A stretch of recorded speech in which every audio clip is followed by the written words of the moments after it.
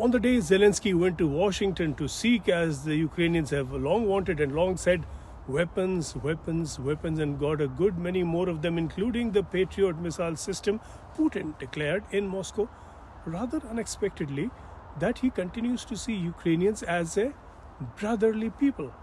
He said both Russia and Ukraine together are sharing a tragedy, and that this war was the result of the policy of third countries. He said Russia had tried to build good neighborly relations with Ukraine, offering cheap loans and cheap energy, but that this had not worked. The war, he said, is a tragedy, but that Russia is not at fault. Putin appears to have forgotten his own invasion of Ukraine. We have nothing to be blamed for. I say this with complete responsibility. As you know my position, we have always considered the Ukrainian people a fraternal people. I still think so.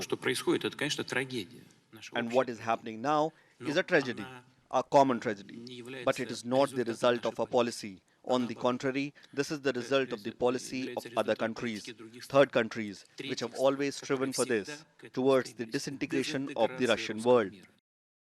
Not many in Ukraine now look upon Putin as some sort of brother or even big brother, given all Russia's setbacks on the battlefield, and not when continuing bombings have destroyed so much of the country, with at least 40,000 civilians killed, other than all the soldiers. And the lucky are those who are surviving somehow in the cold and dark on patchy energy supply, and certainly not after his generals announced together with him that they would build ports in 2 occupied cities, and that they would keep the offensive going, or the special military operation as the Russians still call it, even if it's not going especially well for them.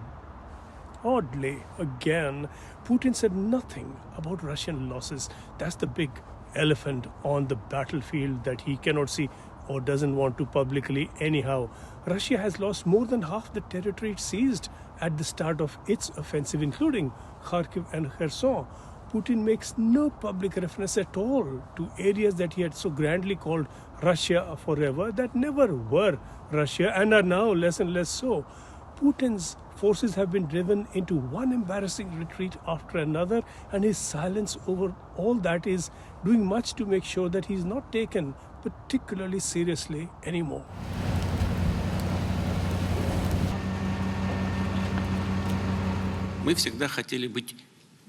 We have always wanted to be part of the so-called civilized world, and after the collapse of the Soviet Union, which we did with our own hands, for some reason it seemed to us that any day soon we would become part of the so-called civilized world.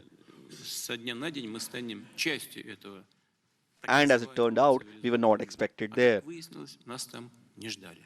Our strategic opponents have had the goal of disintegration and weakening, disunity of our country over the centuries. There is nothing new here. This country is too big, as they think. It poses a threat to someone, so it needs to be slightly cut apart.